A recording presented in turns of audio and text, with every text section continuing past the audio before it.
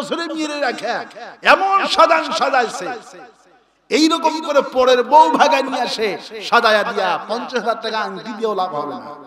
ঠিক কিনা বলেন? এই যে হাফিজুর রহমানের ছোট ভাই হাবিবুর রহমান মিসবাহ, এক মেয়েটারে 50,000 টাকা আংটি দিয়া গোটা সংসার শেষ। আছে না? নিজের বউরে দাও, নিজের সন্তানরে দাও, মানুষ 1 টাকা অপর স্ত্রীকে দেওয়া হারাম। ঠিক কিনা বলেন? আমার ভাইরা, আমার বন্ধুগণ, আমার আল্লাহ পাক বলছেন ওয়াশিরুহুন্না বিল মারুফ, বিয়ে শুধু করে আনলেই হবে না, তোমার স্ত্রীর সাথে ভালো ব্যবহার করা আমি আল্লাহ ফরজ করে দিলাম। আবার অপরের বউরে বিয়ে করাই না ওই নাসিরের মতো ওই রকমের সাধারণ কোনো দরকার নেই। ঠিক কিনা বলেন? তামিমানা তামাম্মা কি একটা বিয়ের না, কি গোটা দেশ দুর্বার হয়ে গেল। ঠিক কিনা বলেন? স্ত্রীর সাথে ভালো ব্যবহার করা ফরজ। কি আচরণ করতে হবে? ভালো আচরণ করতে হবে। আজ তো ভালো আচরণ নাই, কথায় কথায় তালাক, কথায় কথায় খুশি, কথায় কথায় মারামারি। আছে না? কেন মারেন? রুচির বেশন হতেই পারে। আপনার রুচি আর মেয়ের রুচি একরকম নয়। আপনি শুধু খান মিষ্টি, মেয়েরা পছন্দ করে তেঁতুল। ঠিক কিনা বলেন? মেয়ে কি পছন্দ করে? মেয়ে পছন্দ করে তেঁতুল, আর ছেলে পছন্দ করে মিষ্টি। আল্লাহ পাক আদমকে বলছে, আদম তুমি আর তোমার স্ত্রী জান্নাতে থাকো, কিন্তু খাওয়ার ব্যাপারে একটু আলাদা দেখো। তোমার স্ত্রী রুচি আর তোমার রুচি কিন্তু এক হবে। আল্লাহ পাক বলছেন তুমি যখন বাজারে যাবা তুমি শুধু প্রতিদিন সিলভার কাপ খাও। কি কাপ? সিলভার কাপ আছে না? প্রতি হাটে silver cup, glass cup, briquette কিনো। স্ত্রী বলে দেখো এই বিয়ারটা হয়ে এই সিলভার কাপ খেলাইতেছে, তুমি কি একটু তেলাপিয়া মাছ চোখে দেখো না? কয় তেলাপিয়া খাবে রে, আমার খাওয়ালে খাওয়া, তেলাপিয়া খাইবি বাপের বাড়ি খাইবি। ঠিক কিনা বলে? আমি সিলভার কাপে আনবো, খাইলে খাবি, না খাইলে না খাবি। ঠিক কিনা বলে? দেখেন কত বড় বাটপা। আল্লাহ পাক নিজে নির্দেশ করেছেন তোমার বিবির জন্য রুচির মতো যদি তুমি ওই তেলাপিয়া মাছ কিনে আনো, তেলাপিয়া কিনে আনতে যে টাকা খরচ হয়েছে এই টাকার 1000 গুণ বৃদ্ধি করে তোমার আমলনামা সাদগার সব লিখে দেবে। বিবিকে খেলালে সওয়াব দিবেন কে? কে সওয়াব দিবেন? সওয়াব দিবেন, খোঁটা দেওয়া যাবে না।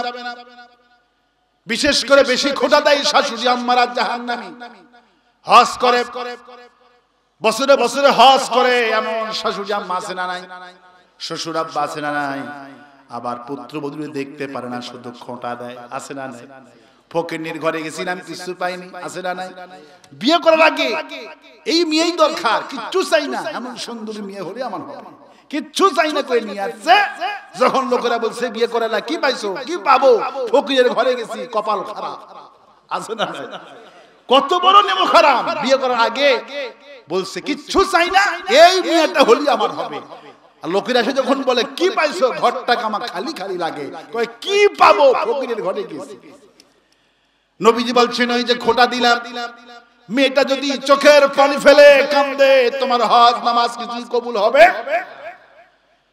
আমি ক্লিয়ার করে কথা বলি, যদি তোমার পুত্রবধূর সাথে তুমি খারাপ আচরণ করো, বিশ্বাস করেন, আর যদি তোমার নিজেরই মেয়ে থাকে, তোমার পুত্রবধূর সঙ্গে যদি 5% খারাপ আচরণ করো, আর তোমার মেয়ের সাথে তোমার জামাই 50% আচরণ খারাপ করবে, তোমার পুত্রবধূর সঙ্গে যদি তুমি 10% ভালো আচরণ করো, তাহলে আল্লাহর পক্ষ থেকে তোমার জামাই তোমার মেয়ের সাথে 100% আচরণ করবে।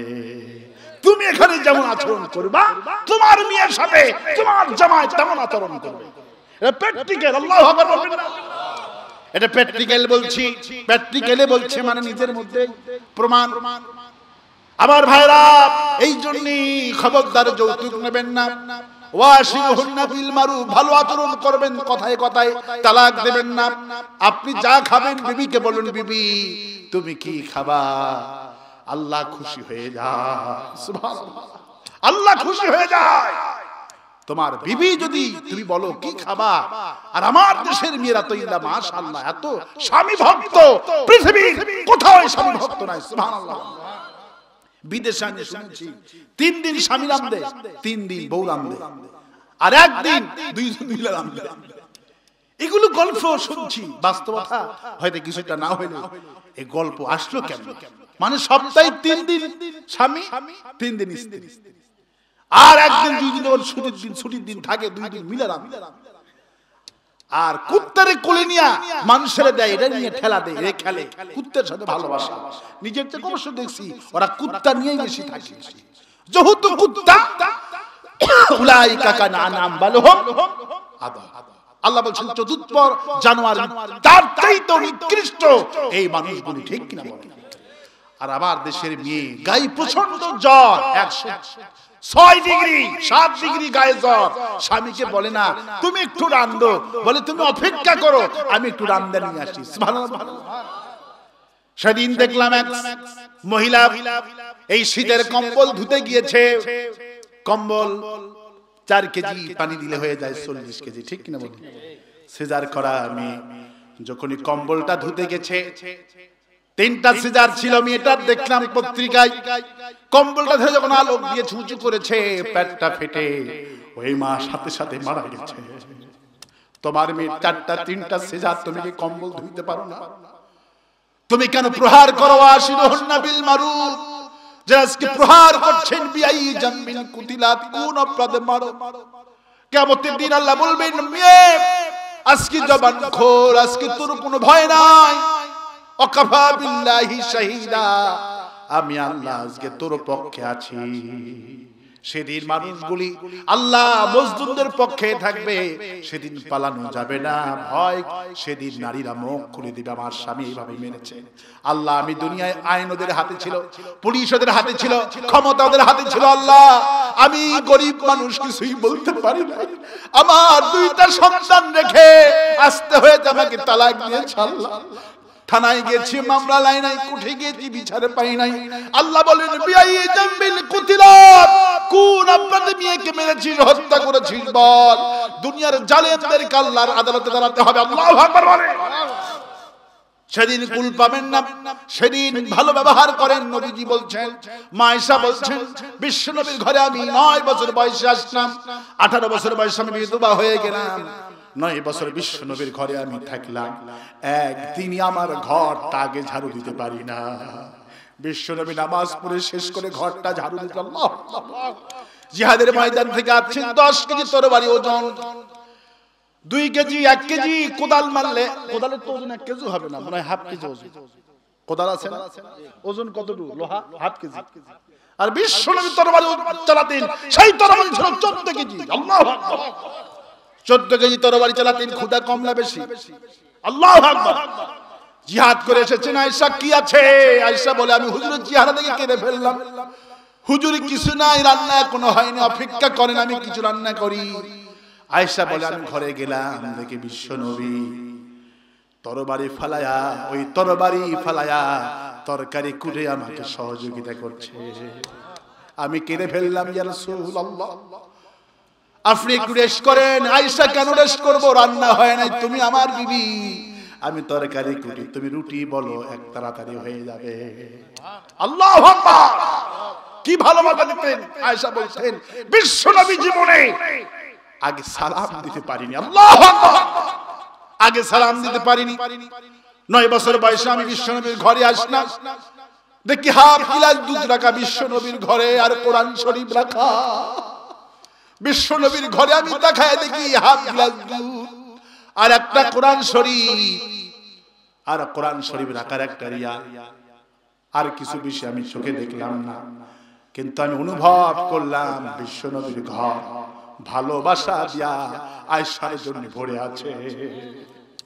ঘরের মধ্যে এসি নাই, বিসি নাই, কিছু নাই, টেলিভিশন নাই, কোন রঙিন কোন টেলিভিশন নাই, ওয়াইফাই লাইন নাই, কিছু নাই, কিন্তু ভালোবাসা দিয়া আমার জন্য পুরা ঘরটা ভরে আছে। আজকে ভালোবাসা দেন, স্ত্রীকে ভালোবাসা দেন, আল্লাহ আপনাকে ভালোবাসবে। আল্লাহু আকবার। আপনার বিবি আপনার জন্য বাড়ি ছেড়েছে, ঘর ছেড়েছে, ওই নবাবগঞ্জের মেয়ে এখানকার ছেলে, ঠিক কিনা বলে? কত দূর বাপ মাও ছেড়ে সেখানে আছে, কত দূর বাপের বাড়ি, কত দূর শত শত মাইল দূর। বাপের বাড়িতে বছরে একদম যেতে চাই না। আল্লাহু আকবার। সারা বছর স্বামীর ঘরে পড়ে থাকে। আল্লাহু আকবার। এত ভালোবাসা, সেই স্ত্রীর সাথে খারাপ ব্যবহার কেমনে করো? আল্লাহ পাক বলছেন ওয়া আশিরুহুন্না বিল মারুফ, তোমার স্ত্রীর সাথে ভালো ব্যবহার করা আমি আল্লাহ ফরজ করে দিয়েছি। আর আস্তে কোন সুবহানাল্লাহ, আর আস্তে কোন সুবহানাল্লাহ।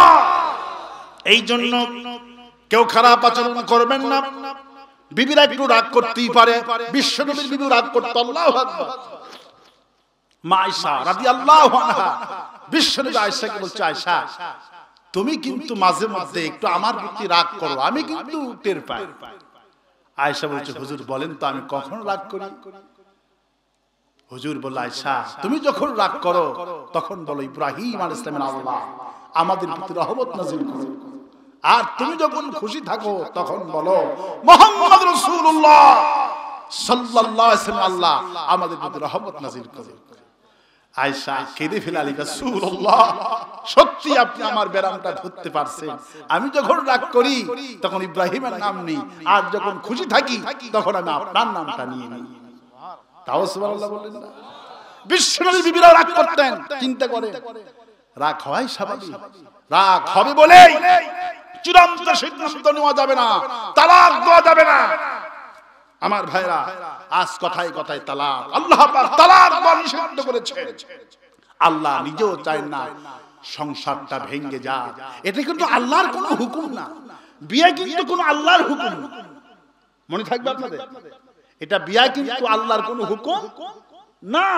ডাইরেক্ট আল্লাহ পাক কোরআনে বলেছেন সূরা নিসাতে, তোমার ইচ্ছা মতো দেখে দেখে বিয়ে করো। আল্লাহু আকবার। যদি আল্লাহর কোনো হুকুম হতো তাহলে এটা কিন্তু নির্দিষ্ট হতো এবং তালাকের সিস্টেম আল্লাহ পাক দিতেন। বিয়া আল্লাহর লেখা নয়, তালাক দাও আল্লাহর লেখা নয়, মোটেই নয়। এই জন্য আল্লাহ পাক ডাইরেক্ট বলেছেন তোমরা বিয়া করো তোমাদের সমাজের মধ্যে থেকে যাকে খুশি যাকে পছন্দ হয়। এই জন্য বিবাহ করার আগে আল্লাহ পাক দেখার সিস্টেম ফরজ করে দিয়েছে। সুবহানাল্লাহ। আজকে কি মনে থাকবে তো আপনাদের, বিয়া কিন্তু আল্লাহর লেখা নয়। বিয়ের 3 মাস পরে তালাক দেন, এটাও আল্লাহর লেখা নয়, দুটোটাই আল্লাহর লেখা। এটা ইচ্ছা। আল্লাহ বলছেন ইচ্ছা মতো সমাজের মধ্যে থেকে যাকে খুশি মানে কি, যদি আল্লাহর লেখা থাকে তাহলে যাকে শব্দটা উচ্চারণ করতেন না। যাকে খুশি ভালো লাগে তাকে তোমরা বিবাহ করো। আমাদের সমাজে কুসংস্কার আছে যে বিয়া শাদী আল্লাহর লেখা। সেদিন কক্সবাজারে যখন আমি এই আয়াতে কারিমা তাফসীর করলাম, বলছে হুজুর দেখায় আমি তখন দেখাই দিলাম, কয় আজকে তো আমার আপনার ভাবিকে ফোন করতে হবে, আমার মেয়েকে যদি হুজুর বিয়ে ঠকছি। আল্লাহ পাক বলছেন যাকে সমাজে দেখে বিয়ে করো, ভালো আছে কিনা চরিত্রবান কিনা দেখে বিয়ে করো, এটা আল্লাহর লেখা নয়। আমি যখন দেখালাম তাকে, তিনি দেখে বলল হুজুর আমার চোখ তো খুলে দিলেন, আমরা তো আদি আবুল থেকে জানতাম যে বিয়েটা আল্লাহর লেখা। অথচ আল্লাহ কোরআনে বলতেছে যাকে খুশি বিয়ে করো। সুবহানাল্লাহ বলে। আল্লাহ পাক যেন বোঝার তৌফিক দেয় বলে আমিন।